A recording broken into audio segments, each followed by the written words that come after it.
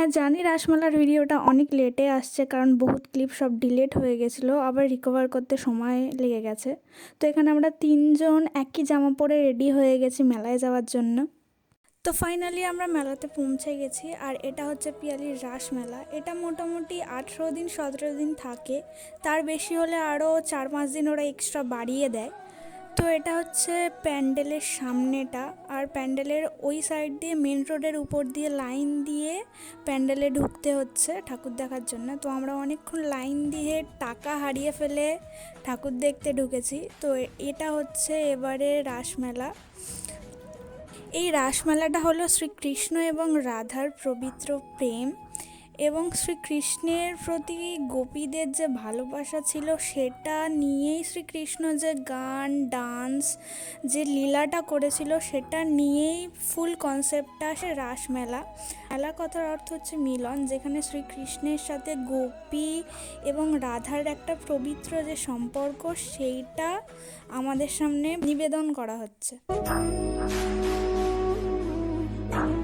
তো চলো এবার আমার সাথেও তোমরাও প্রত্যেকটা ঠাকুর এবং কনসেপ্টটা দেখে নাও একবার।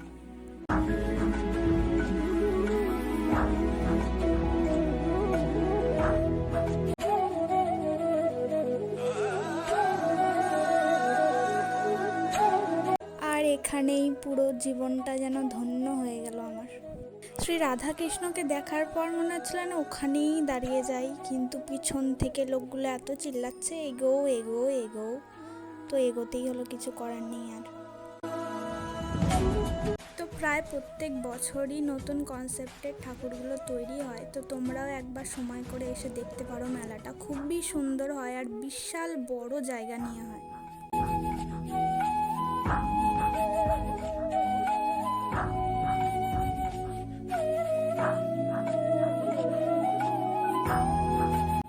দেন আমরা ঠাকুর দেখে বাইরে বেরিয়ে দেখলাম এখানে শিব মূর্তি, বিশাল বিশাল শিবলিঙ্গ ছিল, আর বিশাল ঠাকুর ছিল, অনেক ঠাকুর ছিল।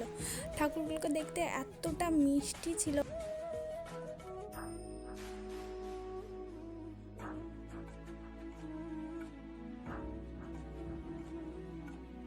এই রাধাকৃষ্ণের মূর্তিটা দেখো কতটা সুন্দর লাগছে সাদার উপরে। দেন মহাদেবকে দেখে তো আমি একেবারে শেষ হয়ে গেছিলাম, সেখানে এতটা সুন্দর লাগছিল কি বলবো।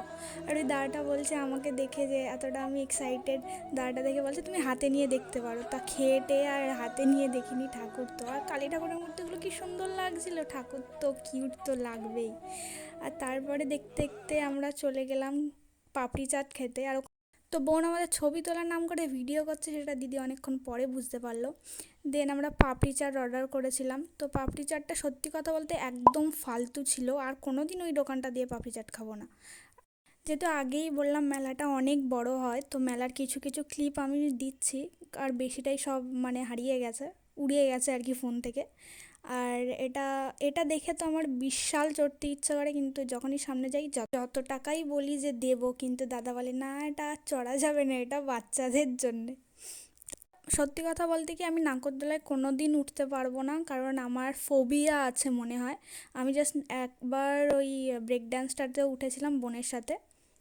মেলাটা যেহেতু বহুত বড় ছিল, এখানে সেলও চলছিল, সব কিছুই ছিল, খেলনা থেকে শুরু করে বাড়ির জিনিসপত্র, ফুল গাছ, বিভিন্ন ধরনের ডেকোরেটিভের জিনিস। আর এগুলো তো আমাকে সারাক্ষণ টানতেই থাকে, আয় আয় আমাকে কিনে নে, এরকম একটা ব্যাপার। বাড়িতে মনে হচ্ছে আমি নিজেই একটা দোকান দিয়ে দেবো। আমার মা বলে তোর কাছে যা আছে তুই তো নিজেই দোকান দিয়ে দিবি, সেই জন্যে একটুখানি তাও হয়ে যায় আর কি, তাও কিনে ফেলি।